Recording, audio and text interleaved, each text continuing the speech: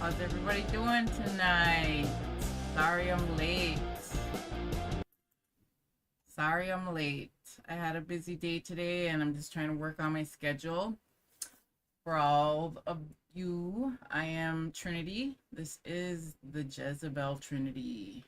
And tonight I was let's see. Yesterday we shared a little bit about cultural diversity and healing, and we shared a little bit about how it takes a lot of work, and I kind of wanted to dive a little deeper into what type of work that entails.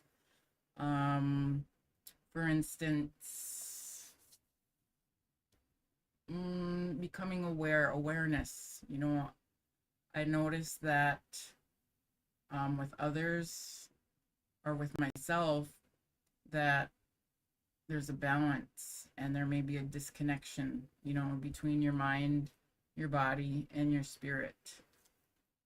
And to become aware of that connection, I'm just going to give you an example. What I had to go through to connect, and I had to disconnect from a lot of the distractions outside of me, like I didn't have a cell phone for about a year. I disconnected from a cell phone to reconnect to myself, to become more aware. And I'm not saying you have to do that, but to get all the distractions out of the way and to focus on my feelings, to focus on um, what I was thinking, how I was feeling, to pay attention to my body. Um, I had to, I I isolated. I went into hermit mode for probably a good 6 months. Stayed at home just because I didn't really trust myself. I'm going out and being tempted, and I kind of put barriers up at home. Also, I didn't want people, and I actually did have to chase people out of my house. Like, get the f out of here. Um, put up my boundaries, and so I started paying attention to myself, and like anger was a big thing of mine. I did not like being angry all the time. So how did I change that? I started to become aware of when I would get angry, what would make me angry, frustrated, and then take a time out. Like if I cried over spilled milk all the time. Somebody spilled milk in the house, it was the end of the world. And I'd be freaking out, screaming at my kids. And um, so when I started to become aware of those feelings, I'd stop for a minute. Okay, I'm angry. So I'd go in my room, and then I started to figure out why I'm mad, start to calm down a little bit, clear my thoughts. Um, and what I started doing is timing it, you know, timing how long it would take me to become calm again, to not be angry. And after a while, it would get shorter and shorter. Like it went from, man, probably when I first started, I would be angry over something. Something would bother me for like a week. And then when I started to pay attention to my anger bouts, my rages, my fits of rage, and I'd be in my room and I'd really break it down. I'd really have to be honest with myself and ask myself, why am I angry? Why? And um and it's usually because I didn't have control over something, you know, like somebody, let's say somebody did spill milk and I freaked out. Okay, so I go in my room and I'd have to calm down and be like, why am I angry over milk? Nobody's getting hurt. I can just clean it up. And I'm scaring my children. Why am I doing that to them? And so the next time that would happen, the next time the spilled milk would happen, I would catch myself. I would be like, okay, I remember what I went through on the when I was getting mad before, and I would process those thoughts again. Like, okay, it's not the end of the world. I can clean this up, and it's no big deal. And I don't want to scare my kids. I don't want to blame them. Things happen, and that's the process of letting it go. So that's how I started to become aware of my feelings. Is I really had to slow down and break it down, break down each feelings, and kind of get to know myself again. Know and becoming aware of when I was sad. I'd want to know why I was sad. I'd want to know why I was getting frustrated, and take time out to figure it out and really be honest. And usually, you know, it's very humbling, and to be humble, and usually I'd have to freak out, or I'd say things that I didn't mean, and I'd have an apology. Usually I'd have to have an apology, and I learned that once I apologized for something, that's how I let it go. It's like the whole situation's diffused, and I'm not carrying that anger inside of me and taking it out on my kids. If something happened at work that made me angry and I freaked out and I didn't say nothing and I came home, then it would be I'm taking that anger out on my kids. It's like, okay, my day was kind of rough, and now I'm releasing that anger on them. So, say it happened at work, and to diffuse the whole situation, I take responsibility, accountability for my own actions, and say, I'm sorry, I didn't mean to, say those things, or for my part, if I offended somebody with my words, I'm sorry if I offended you. It won't happen again, or I'll watch it. And that's not weakness. That's being real. And when you can say sorry to somebody, it kind of throws them off guard. I learned, with especially with somebody who wants to argue, who wants to pick a fight with you, who wants to thrive off drama. If you can say sorry and be like, I'm sorry I did that, it kind of throws that other person off. Like, they don't know what to do then, and then you can just walk away, and that's it. And it might feel weak at first, might feel like you're being weak, being the weaker person, but that's empowering yourself. You're taking your power back and owning that mistake, owning your mistake, and walking away. And then whatever happens after that, you know, that's on that person. And then you're not carrying around your mistake. So awareness is very important. Awareness of self, awareness of your body, your emotions. I started to also listen to my body. Was I hungry? I eat. And I started small. It's like, okay, I started to pay attention to when I needed to go to the bathroom. And if I had to go to the bathroom, I'd go.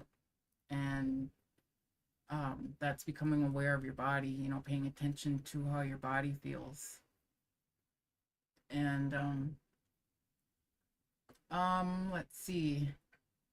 And becoming aware of something greater than, like, what are you letting it go? What becoming aware of spirit now? It doesn't mean you're religious. It doesn't mean you have to believe in God. It just means that you're letting you don't have control over somebody else. You don't have control over another situation. You don't have control over what the system's doing. The only thing you have control over is yourself. You have control over the way you think. You have control over the way you feel. Well, not really, but you have control over the way you react from those feelings or respond from those feelings. Going from reacting to responding to your feelings is a tool. And if you can be aware of those, that is empowering yourself. You're learning how to control yourself. I mean, if you don't know how to control your own feelings, your reactions, your responses, how do you expect to control another person? How do you expect to control your car that broke down? And what helped me letting go was,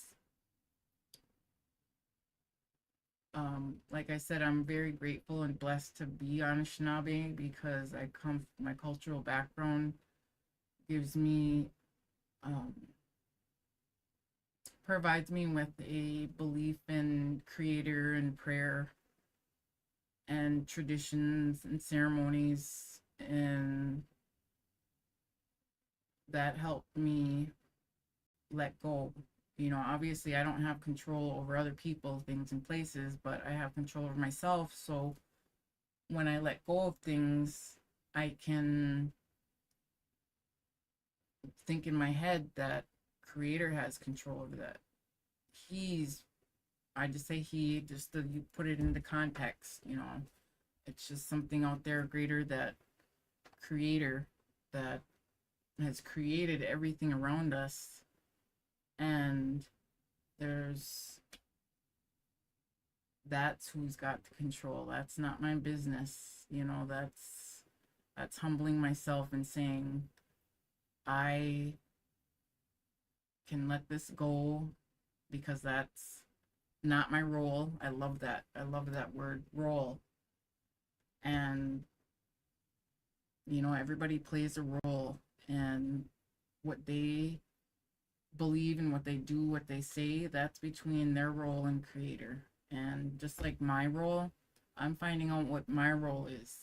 And I'm going to be straight up. Honestly, I believe that we all came here to play a part, and my part, finding my identity, my role, my purpose that's the road I'm on. And if I falter, like I said yesterday, I tried so hard to fight with creator to smoke weed. I wanted to smoke weed, but that's not in my plan. That's not for me. I'm not meant to do that. Not saying that everybody else does. Everybody else has a unique path to follow. And we all play different roles. And I think it's a responsibility to find out what that role is, what your purpose is. And for me, we all have something to give to the world. We all have a gift to give to each other, to share with the world, to make it better. And it might not feel like it matters what we do, but your story matters. What you do matters. And I believe in you. If nobody else believes in you, I believe in you, because when I didn't believe in myself and I felt like the people around me didn't believe in me, nobody believed in me, that was the only thing I could grasp onto was creator put me here. He believes in me. He believes in me. And obviously I'm here for a reason, because I could have been taken out a long time ago, a few times, and it didn't happen. And now I'm just determined and motivated to find a purpose, and this is part of it. I'm so excited and I'm so happy to be here with you guys. I love all of you. And like I said, even if you don't love me, that's okay. This is not for you. That's all right. This is for some people though. And I want to reach out and support you and know that you're not alone, that your story matters, your voice matters. And it just starts with you and becoming aware. And that's where I'm going today, is awareness for yourself. You deserve to love yourself. You deserve to speak your voice, speak your truth. And it's not an easy path, but you know, you're worth it. And obviously creator thinks you're worth it, or whatever you believe in, whoever brought you here. You know, we all go somewhere. I think so. I know so. It doesn't just end here.